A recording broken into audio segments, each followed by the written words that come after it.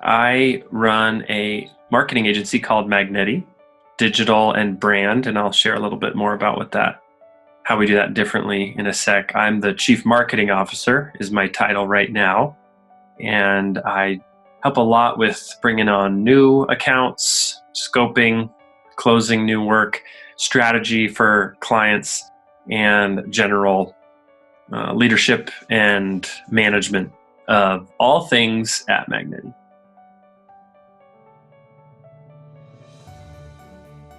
A lot of digital firms will build, say, a new pay-per-click campaign. We're going to do a landing page and we'll do a little keyword research and we're going to start driving traffic. What quickly comes up is, well, what about the rest of the story you're telling on the website? Is a product worth buying? Is it something that people want? Optimization of digital services tends to fall within a given range, right? We're saying, here's kind of the average click price, bid price. We just want to get cost per click down a little bit below the benchmark. We want to get the cost per click or the click-through rate above the benchmark, but it's a lot of movement within a range. Brand work fundamentally asks the question, how could we move the range? So lots of times what happens is we'll maybe get started on digital work and then realize, hey, the pricing that you're offering this product at might be a problem. And that is concretely affecting the performance of the digital campaign. So all of a sudden we start talking about pricing or product definition. So that's a lot of the stuff we put into that brand bucket is what are we trying to sell? So sometimes we talk about needing a new website before you can do marketing, right? That's a great example of, we like to talk about the leaky bucket dilemma. People come to most digital agencies and they say, here's our bucket. Can you put your magic marketing hose in our bucket? And so maybe we put the hose in the bucket, which is, pay-per-click or driving new traffic, but they have a leaky bucket. They haven't grown their business at the level that they think, and so the marketing looks like it's failing, when really we need to think about ways to fill the holes in the bucket, which is having a great website that's optimized for conversions, a marketing-ready website, telling a story that's worth buying. So that's a lot of these tangible things that we talk about upstream from digital is having a great website. But what has to come to life on that website is the story of a product that's meaningful to your audience. And a lot of people think that, this digital thing down here is just like the last little part. But what happens upstream is sometimes more important. And the digital can be a pretty tactical thing if you really understand where people are, what they want, and how to serve them well on the web. They're a kind of professional services to other companies, HR and finance kind of services. They came in asking for social media. Again, that would fall in our phase 4 of marketing. And we said, you know what? Even if you do a great job in social media, your website is it doesn't tell the story you want. And you don't even know the story you want to tell. So that's the brand work. And you're not even listening to your audience well to define a brand that's meaningful. So we should go back to the research phase. So that was a recent example where they came in for social media and we said, don't hire us for that, at least not yet. Let's go back and kind of get to the heart of some of these things. And then eventually we'll get into marketing. They're a client based in Colorado, B2B. They essentially provide HR and finance services to lots of other companies. They were a B2B organization as well.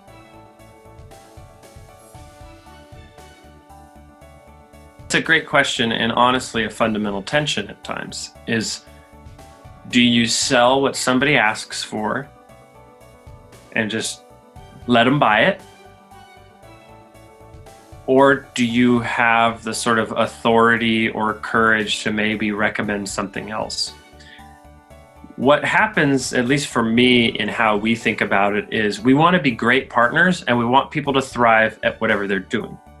And one of the ways that we approach sales is we like to just say, I want to give this person great advice and be honest and helpful first and foremost, regardless of what that has to do with them hiring my team.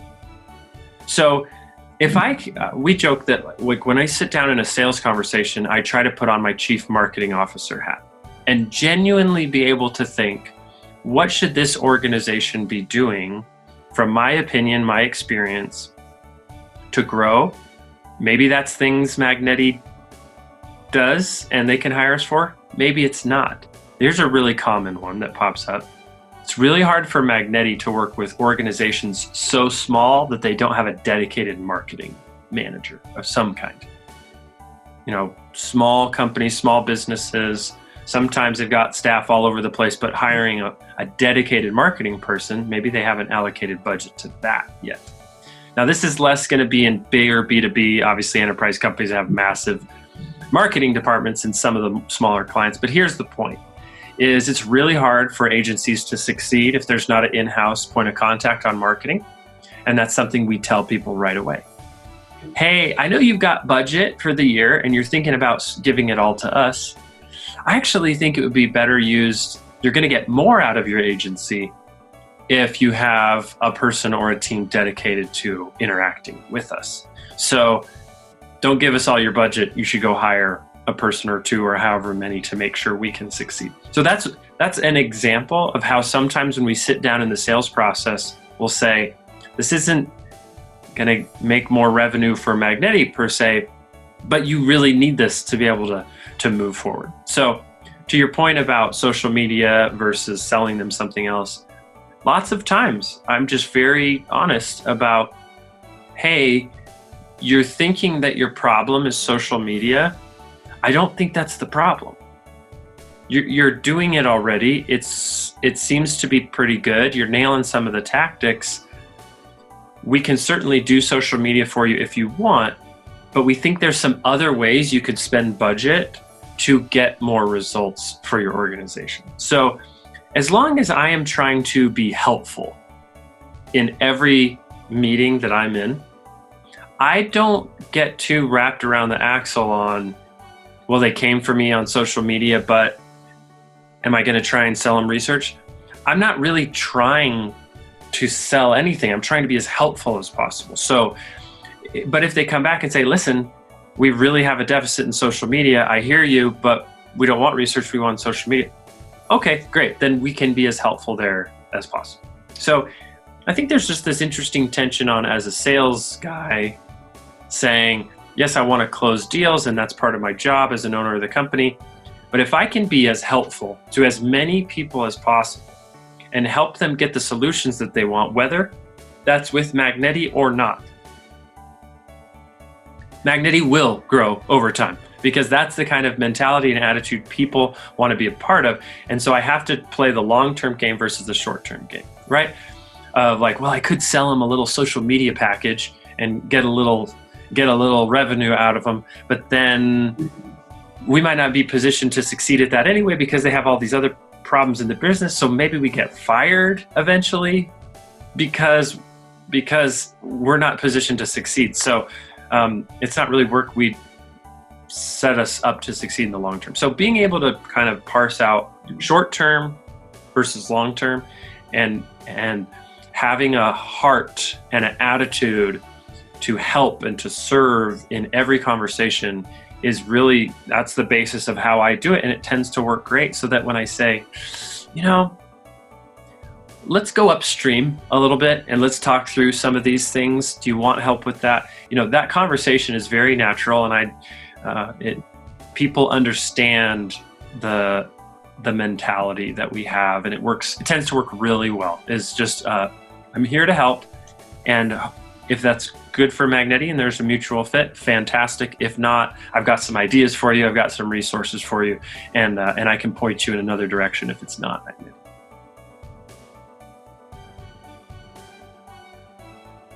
What I would say for how we have grown at our pace, we have a pretty simple philosophy early on that was really 3 parts. It's very simple.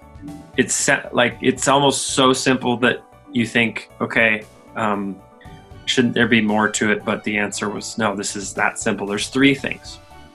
We try and meet as many people as we can. Adam and I are both more extroverted, so it's pretty easy for us to enjoy events and having coffee with people, all that sort of thing. But meet as many people as we can.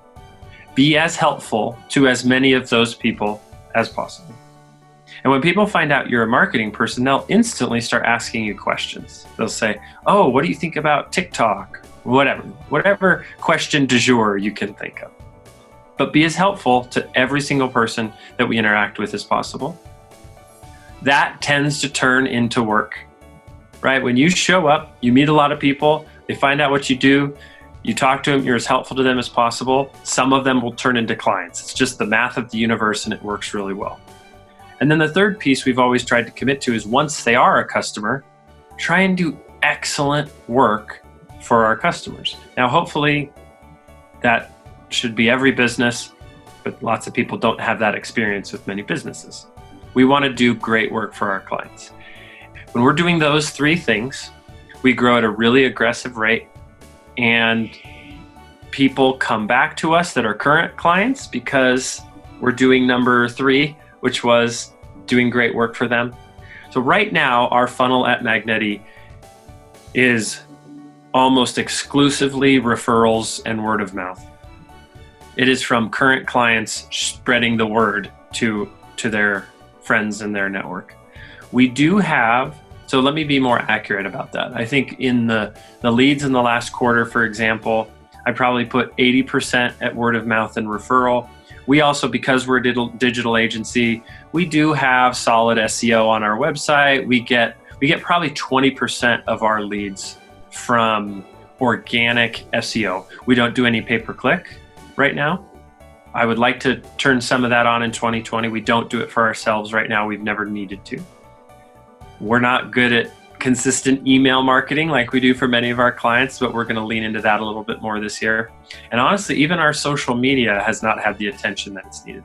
So this is what's so fascinating about many marketing agencies is, you know, that saying sort of the cobbler's kids have no shoes, or the plumber with the broken sink, or whatever. That can be us sometimes. We don't do sometimes some of the very things we do for our clients just out of pure capacity, right? We don't need to be filling a pipeline in a big way. And so right now we don't spend a ton of time.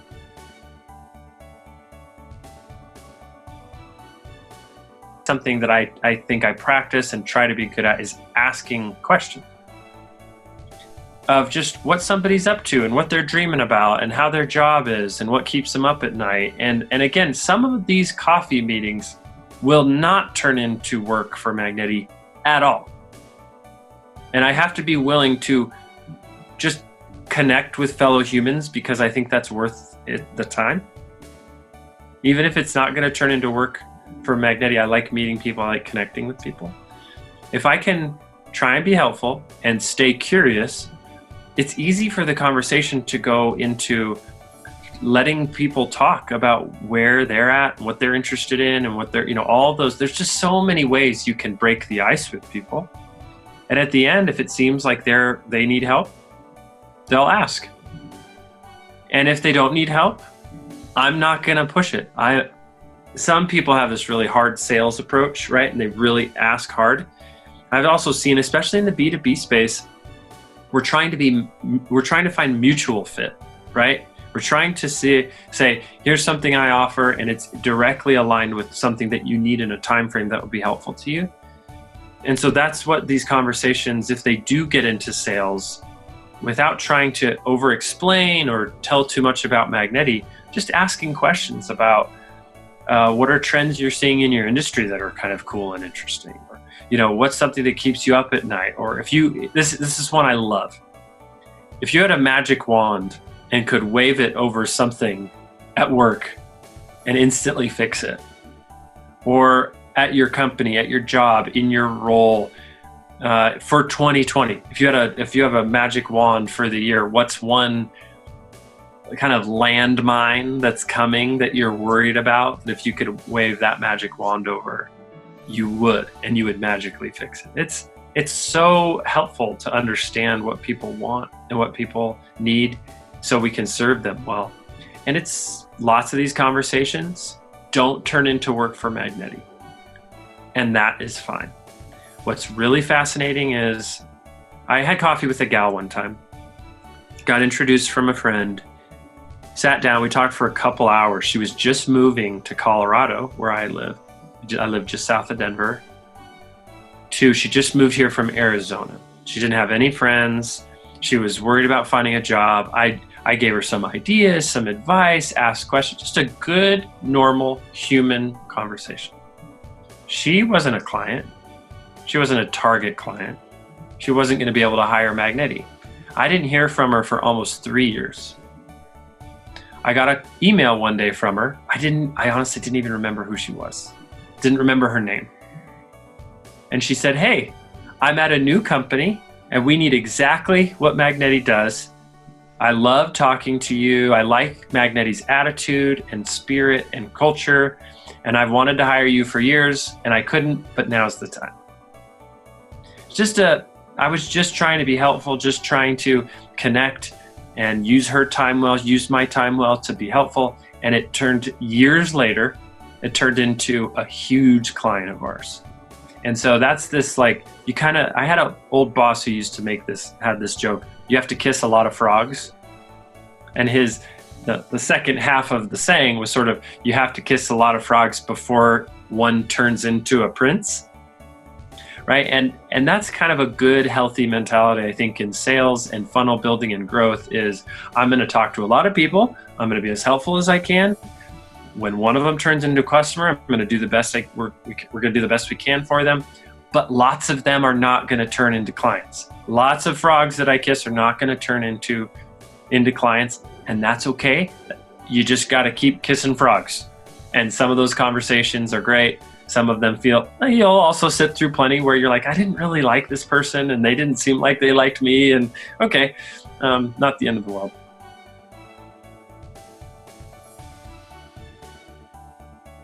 Great point. And actually, I will say scenario we did not succeed the first time around was we just put a job up, on our website, posted it on Indeed and a couple other job boards. This was last spring. And we kind of sourced and hired. That first hire did not pan out. That first hire is not on the team anymore. So we didn't succeed the first time around. The second time we made the hire later in the fall of last year, we actually hired a headhunter, a recruiting staffing agency. Folks in Denver here, they do an amazing job and they sourced us a bunch of candidates. And the thing that we noticed that they were able to do that we don't have bandwidth is to actually do more kind of outbound outreach to candidates they'd find, for example, on LinkedIn. That's, for us in our first sales hire, it was put it on Indeed, whoever comes in, great, that's our pool. Whereas as soon as we hired a headhunter, they were getting because they targeted people more directly, they're going out and finding a lot more. So we had success using a staffing firm to make that sales placement much higher quality candidates we were getting with a staffing agency. Kind of in total, more like relevant qualified candidates were coming from hiring a headhunter than when we did it on our own. So some businesses, you have to always use headhunters. Some businesses have such a big brand, sometimes they can just source them on their own with, their own job postings and stuff like that. We're starting to see, on the sales side, it's usually worth hiring a headhunter for that expense.